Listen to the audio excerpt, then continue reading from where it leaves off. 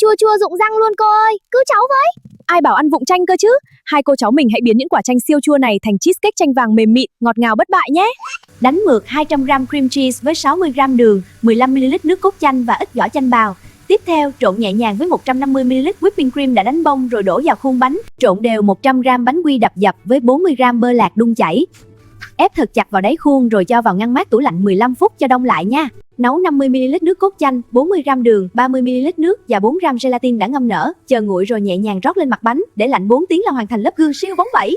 Đế bánh mềm, kem cheese béo ngậy quyện cùng lớp sốt chanh chua ngọt thanh mát cực kỳ kích thích. Làm ngay cùng chúng tôi nhé. Chúc các bạn thành công. Từ căn bếp nhỏ ra khắp muôn phương, vào bếp cùng chuyên gia là anh Dương. Gắn bó nhau ta cùng thăng hoa, thành công sẽ đến vì yêu nghề thiết tha.